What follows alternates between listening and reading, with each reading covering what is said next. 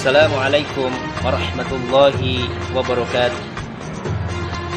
Alhamdulillah, wassalatu wassalamu ala rasulillah wa ala alihi wa ashabihi wa mawalah, amma ba'd.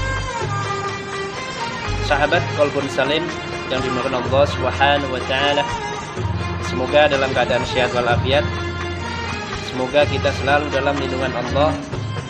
Semoga pandemi yang menimpa bangsa kita, yaitu bangsa Indonesia khususnya dan umumnya semua bangsa-bangsa atau negara-negara yang terdampak oleh virus corona ini, semoga diangkat oleh Allah Subhanahu wa taala sehingga kita semua bisa beraktivitas dengan baik, beribadah dengan aman dan tentram.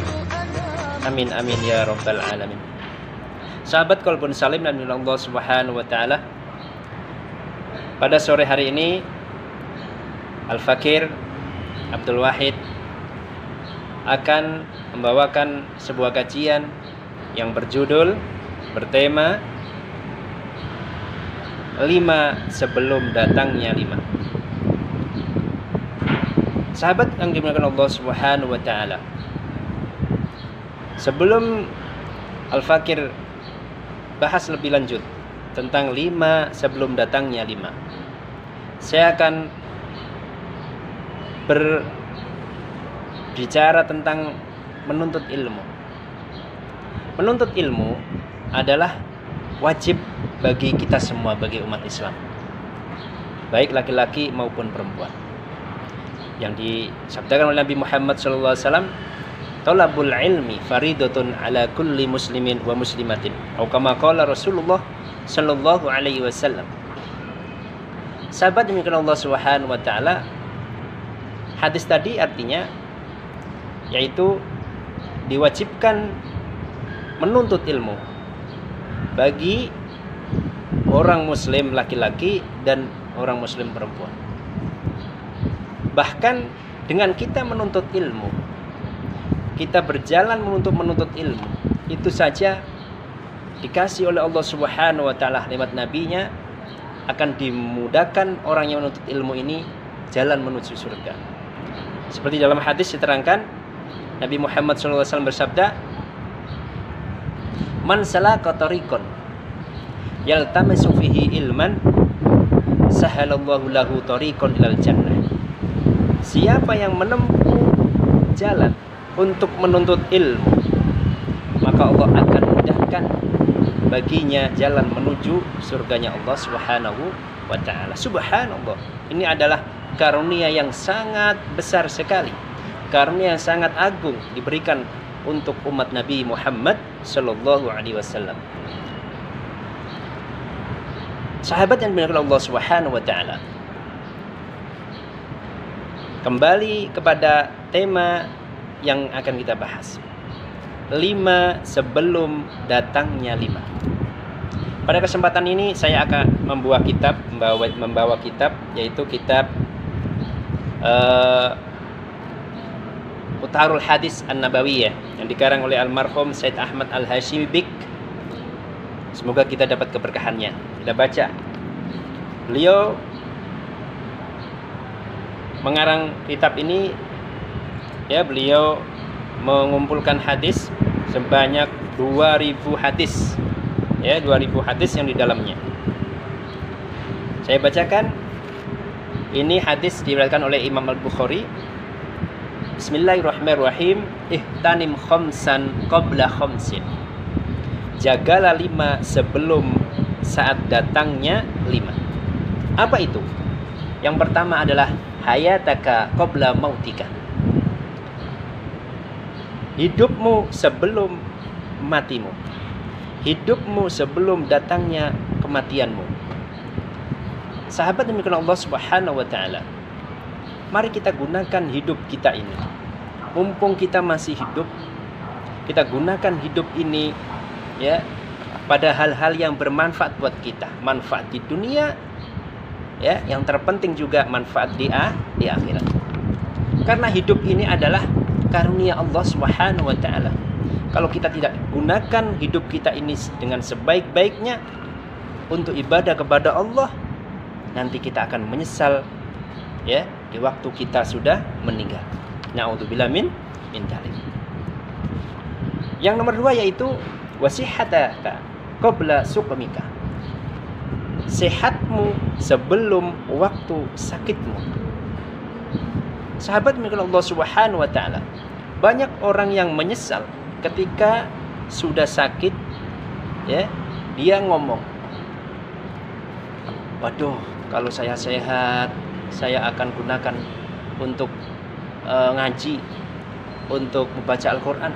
Tapi yang namanya orang sakit, ya bingung. Gimana dia namanya sakit? Gak bisa ya maksimal untuk ibadah kepada Allah. Mumpung kita masih sehat ya, masih sehat, gunakanlah kesehatan kita. Waktunya sholat duhur, waktunya sholat, makanya kita sholat, waktunya sholat. Biar apa? Biar hidup kita ini diberkahi oleh Allah Subhanahu wa taala, dan sehat kita sehat yang sehat memang berkah dari Allah Subhanahu wa taala. Amin. Yang nomor 3 yaitu wa faraghaka qabla sughlika. Yang nomor 3, waktu senggangmu, waktu kosongmu sebelum sibukmu. Banyak orang yang ketika sibuk bingung dia sibuk. Karena apa? Dibuat anak main saja tidak bisa kadang. Ya, anaknya mengajak main tidak bisa karena saking sibuknya. Makanya gunakanlah ketika waktu kosong, gunakan untuk hal-hal yang bisa bermanfaat di dunia, bermanfaat di akhirat. Contohnya, ketika kita waktu kosong, kita gunakan untuk apa? Baca Al-Quran, bisa baca ilmu atau ngaji ketika lagi kosong. Jangan sampai waktu nanti datang waktu sibuk. Waktu sibuk itu biasanya orang udah lupa. Ya, lupa akan Tuhannya, lupa akan keluarganya. Na'udzubillah min dzalik. Yang nomor 4 yaitu wasababaka qabla harumika. Waktu mudamu sebelum waktu tuamu. Nah ini, biasanya waktu muda itu buat hambur-hamburan. Banyak kan ini diantara kita. Waktu muda dibuat untuk hambur-hamburan, ya, tidak mementingkan, tidak menghiraukan nanti ntar tua kayak gimana, tidak. Tapi digunakan untuk main yang tidak ada manfaatnya, ya.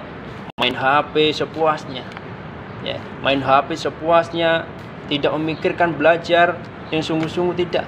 Ketika waktu muda, ya, ketika waktu muda digunakan untuk yang hal yang tidak ada manfaatnya, nanti ketika waktu tua akan menyesal. Banyak sekali orang yang menyesal ketika anda tua. Belajar susah, baca huruf hijaiyah susah.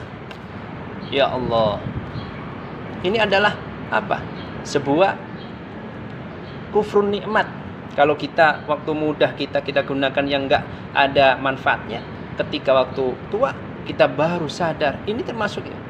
Ya. Tapi kalau udah lanjut, ya sudah lanjut, kita udah tua, tetap kita harus belajar terus. Jangan sampai waktu sisa umur kita gunakan untuk yang enggak ada manfaat. Ya, waktu muda itu waktu yang cemerlang.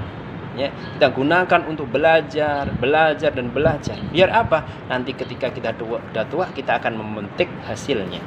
Ya, hasil di dunia, hasil di akhirat. Insya Allah. Karena apa? Imam Ibnu Qayyim Al-Jauzi mengatakan bahwasanya belajar di waktu muda itu seperti melukis atau mengukir di atas batu. Lama kelamaan akan apa? Akan bisa melukis itu. Tapi belajar di waktu tua seperti mengukir di atas air. Susah, ketika udah ngelukis hilang lagi. Lukis hilang lagi. Ada orang baca ini bisa hilang lagi, besok lupa lagi. Itu banyak sekali yang kejadian seperti itu. Maka sebelum waktu tua kita, jagalah waktu muda kita ini dengan sebaik-baiknya. Kita gunakan untuk hal yang diridhoi oleh Allah Subhanahu wa taala. Semoga kita bisa. Amin. Amin ya rabbal alamin.